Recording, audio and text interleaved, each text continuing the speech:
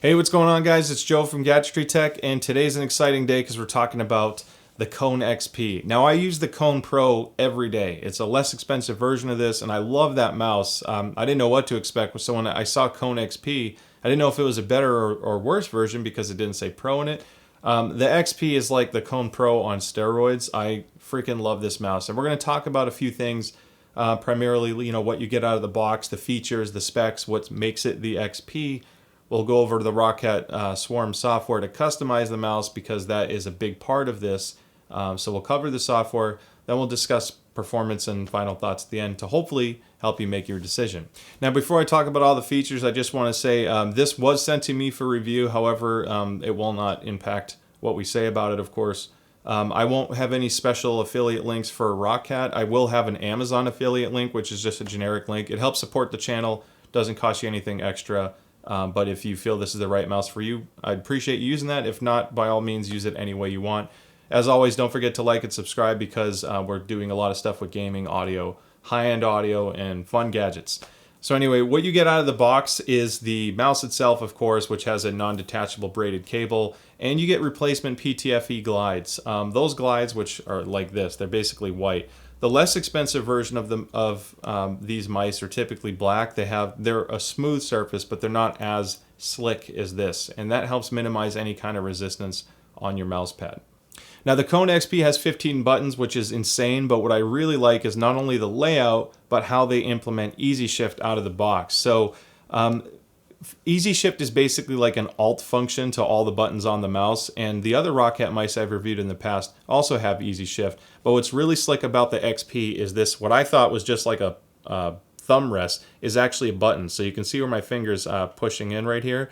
If I push that down, the mouse turns blue. Now if I let it go, it'll go back to its whole color fade, and it'll start changing color thanks to the ROCCAT AMO lighting. Now it's going that darker blue. But if I hold that button down, it's going to switch back to the blue. And you can see the top mouse wheel go blue. I let it go and it goes back to its other profile, hold it again. That means I'm on my Alt button profile thanks to Easy Shift. And you can assign any functionality you want to those buttons. So I will show you all that later on how to configure the buttons in ROCCAT Swarm, but I did want to show you what the Easy Shift button implementation is and how it changes color, because that's amazing.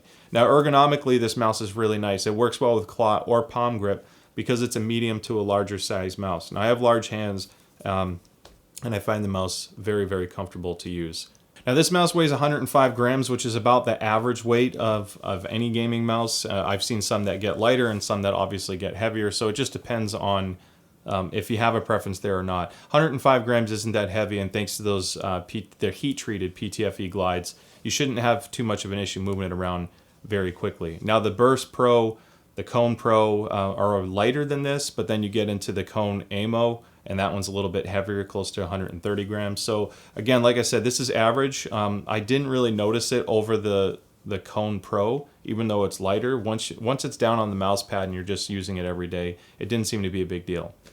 Now, the sensor on this is ROCCAT's Owl Eye sensor. It's rated from 50 to 19,000 DPI. It's based off the Pixart PAW 3370, which is an amazing sensor. And then the switches, they use their Titan optical switches, which is what you get on the Vulcan Pro series, for example. They're rated for 1 million clicks, so you should never have issues with durability or long-term ownership problems. It's a very reliable switch. You don't have to deal with the mechanical issues, or when you get an older mouse and it tends to like either double click on its own or you click and it doesn't always register. That's more of the byproduct of how a physical switch works over time with a lot of wear. So if you play a lot or you just want a mouse that's going to last a long time, the optical switches help give you that durability while not sacrificing performance, because it's light based. It's still going to have essentially zero latency. So there really aren't any downsides to it. It's just a different technology for the switch, and their main reason behind it is for reliability and performance. All right, so now that we've covered some of the basic features and specs, I want to show you the ROCCAT Swarm software so you can see how to customize it. All right, now we're looking at the ROCCAT Swarm software for the Kone XP. Now, the Swarm software is used for all the ROCCAT products, with exception of the Torch and Syn Pro wireless headset. I'm not sure if there are others, but those are the only two I have that use Neon. Anyway, this was filmed a week prior to the embargo lift, so basically a week before the mouse is available to the public. So in case this changes down the road, obviously the time of filming, I cannot control what happens down the road, but effectively as of launch, this is what you'll expect. Now it's looked like this for a long time because when I use my Kone Pro, the software and layout looks almost the same. The difference is the button mapping and the light control, of course. So we're going to go through a few basics here. Now, one of my favorite things about the Kone XP is the DPI/profile switcher. The profile switcher can do a lot of things, but my favorite thing that it does is it can change your DPIs.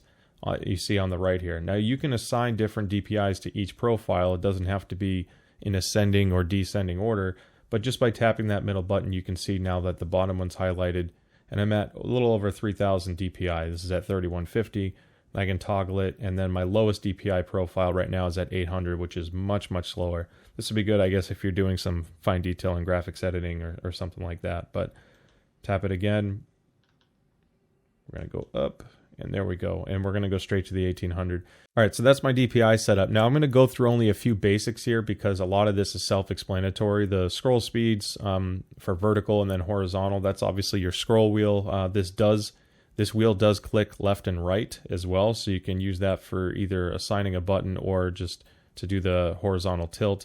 Double click speed, again, self-explanatory, and Windows pointer speed, that's the software acceleration in Windows to speed up or slow down the pointer speed based off the DPI setting that it has. So they kind of work hand in hand. I typically leave the mouse acceleration on and disable and set the pointer speed to 0. That's always been my preference, but you might want to play with that in case you want to dial in the way the mouse handling feels. Now, the other thing I want to point out is you can obviously rename your profiles, and then if I click on profile slot, you can have auto switches. So basically when a certain program opens, it'll switch to that profile automatically and set the DPI accordingly. So whether you assign it to a game and then you have all your button mappings and DPI set, or a profile like for video editing or something like that, then the automation's nice. You can disable that and not have it auto switch and just toggle manually, but I thought that was a nice feature.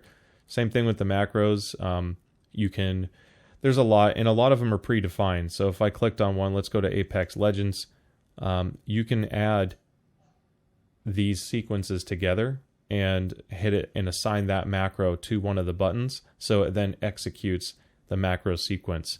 So this is why a lot of PC players, if you have the spare time to dial this in, this can give you a big advantage, especially if there's a few sequences like with Apex for healing, for example. Some of those things take a moment, and if you map it to a single button, that's kind of nice. So the macros are there, obviously, and because of this mouse having quite a few buttons, to me, that's where it really has an advantage over the Kone Pro. So let's look at the button configuration. So now we're looking at the button assignment, and this really showcases how many buttons this mouse really has. It's kind of deceiving because it looks more like an ergonomic FPS mouse, which it is, but these side buttons here where you see the 10, 11, 12, 13 are money. You can do forward and back for like the 10, 11 and map your game controls to there in case you don't want to change profiles all the time for web browsing, or you can do custom letters. And then the 12 and 13 by default is mapped to R and G. All right, just want to show you on Notepad real quick. These button presses, if you press to hold, it will continue inputting it. So if I press to hold it now, there you go, and I'll hold it down, and there's G. So if anyone's worried about single press versus press to hold, it does support press to hold. Okay, so an easy way to, again, see where all the numbers go is if you highlight this, it'll show you on the left-hand side what button you're adjusting. And then the easy shift, this thing is super slick. So what I thought was just a decorative thumb rest for the bottom of the mouse, by default is mapped to easy shift. Now you don't have to use easy shift. You can change it to whatever you want, whether it be macros or other buttons. But when you hold it down, if I press down on my thumb, it now maps all of these buttons to do a different function.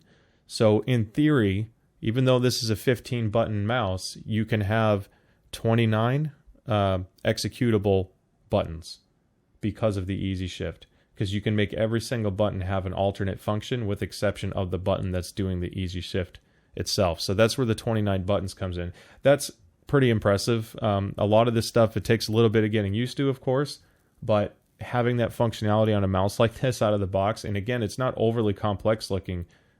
It feels natural, which a lot of mice that have a lot of buttons on it tend to have an awkward feel. So I'm pleased to say that this one doesn't, and that's how easy it is to customize it. And again, just like I mentioned before, it's not just key presses. You can do OS functions, you can do macros, you can launch specific applications, etc. So there's a lot you can do with it, and that is the button config. Now going into the illumination, this is one of the best lit mice I have ever seen at any price point. It uses a pretty insane light array with different diffusers inside. So there's 22 LEDs inside it. Now I typically use fully lit because I love this gradient. It works really well flowing into my Vulcan TKL. But if you switch to something like breathing, you can also change the speed. So the same gradients apply, but now the mouse will pulse on and off, and you can change how fast or slow that happens. So I'm going to go back to fully lit, and let's talk about the advanced settings. All right, so now we're on to the advanced settings, the final tab. There's a few basic things I'll mention and demonstrate here. But basically you have your polling rate, which is how fast the sensor is sending a signal to the computer. You typically want to leave this on the default 1000. Typically the higher the better. Your distance control unit. So basically this is what happens when you lift the mouse off the mouse pad, and you can set it to be very aggressive and very low, meaning that the second it comes off the surface and you move your hand around, the sensor will not pick that up. And then if you set it to low or custom and change your height, you can dial it in so it picks it up even in the air. Typically you want this very low because you're picking it up to adjust the movement on the screen, and you don't want to impact where you're leaving off before you lift the mouse pad up. The LED timeout, think of this as a screensaver for your mouse. You can have it change patterns, you can have it to not do anything, you can change the time of how long it takes up to 30 minutes before it does something, so you can mess with it there. All right, your debounce time is basically a fairly tiny delay to eliminate false signals for double clicking. So if you want a faster signal identification between clicks, then you can lower this. Otherwise, you can leave it at the default of 10. Again, it's always something you can mess around with, but I found the default speed to be fine.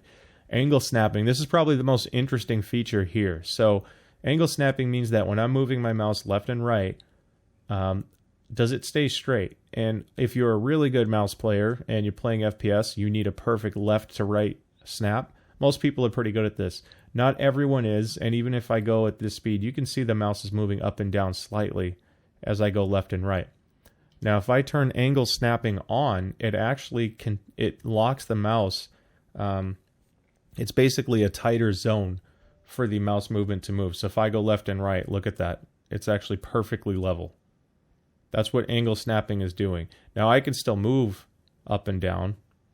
I can draw circles, all this other stuff. So there's a certain logic behind it and how tight that tolerance is. However, if it thinks you're moving just left and right, it locks that in super smooth.